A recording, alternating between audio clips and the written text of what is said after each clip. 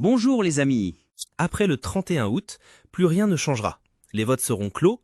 Même si un joueur marque 100 buts, cela ne servira à rien. Le verdict se joue maintenant. Certaines voix ont déjà commencé à être envoyées et les premiers résultats apparaissent, mais personne ne les connaît à part le magazine France Football, comme nous le savons tous. En réalité, la course au Ballon d'Or cette année est très trompeuse, peut-être même plus que celle de Junior Rodri. Car à l'époque, la plupart d'entre nous penchions vers l'idée que le Ballon d'Or allait à Vinicius.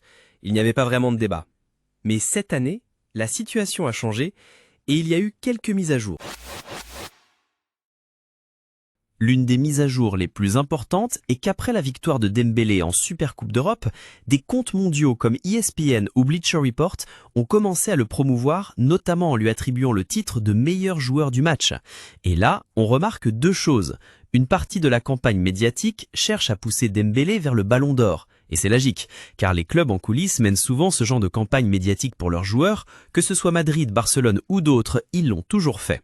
Ils ne se contentent pas d'un soutien organique des fans, ils utilisent aussi des agences de communication et des stratégies précises. J'ai senti que Barcelone faisait ça, mais de façon moins agressive pour Yamal. Dans ce cas, il s'agissait plutôt de quelques déclarations, comme celle de Deulofeu, disant que Yamal mérite le Ballon d'Or. Le camp catalan semble maintenant concentrer toutes ses voix sur Yamal, alors qu'avant, certains disaient Rafinha ou Pedri. Car comme on l'a vu avec Junior, une dispersion des voix, par exemple vers Bellingham ou Carvajal, peut coûter cher. Le deuxième point concerne l'idée que les équipes collectives ne gagnent pas le Ballon d'Or. On se souvient du Bayern 2013 ou de l'Inter 2010. Deux équipes magnifiques, applaudies par tous, mais leurs joueurs n'ont pas gagné. Le Ballon d'Or a été attribué à Ronaldo ou Messi, les figures individuelles. Cela pourrait donner une chance à Yamal, mais il est possible que Vitinha ou Hakimi lui prennent quelques voix. Les sites publient des Ballons d'Or Power Ranking, et j'ai trouvé une surprise. Planet Football voyait encore Rodri comme favori, contrairement aux autres sites. Peut-être avait-il des informations de certains journalistes proches du vote.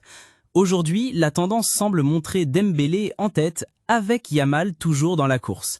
Mais Dembélé pourrait souffrir d'une dispersion des voix, surtout quand d'autres joueurs comme Hakimi affirment qu'il mérite le Ballon d'Or. De plus, Yamal pourrait être pénalisé par son âge. Certains se disent « il est encore jeune, on votera pour lui l'année prochaine, donnons-le cette fois à Dembélé ». Les Power Rankings sont divisés.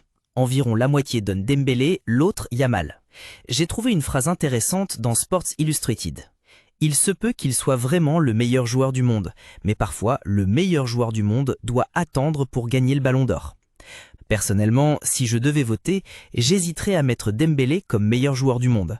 Pas parce qu'il ne mérite pas, mais parce qu'il n'a pas ce côté explosif qui fait dire « il est unique ». Yamal, lui, a montré cette explosivité par moments. Mais le Ballon d'Or est un prix individuel, pas seulement collectif. France Football insiste beaucoup là-dessous. En résumé, Yamal a montré suffisamment individuellement pour concurrencer Dembélé, qui a lui les titres collectifs. Mais l'histoire du Ballon d'Or montre que ce n'est pas toujours l'équipe qui compte. Ces dernières années, de Benzema à aujourd'hui, le vainqueur n'était pas forcément celui de la Ligue des Champions. Haaland, par exemple, n'a pas gagné malgré le triplé en 2023. Donc pour l'instant, Dembélé semble devant. Mais l'écart n'est pas énorme. Les 2 dernières semaines seront décisives. Campagne médiatique, déclaration, performance, tout peut faire basculer la balance. C'est probablement l'une des courses les plus imprévisibles de ces dernières années. C'est tout pour aujourd'hui les amis. J'attends vos avis, n'hésitez pas à les donner. Pour moi, je vous trouve à la prochaine vidéo.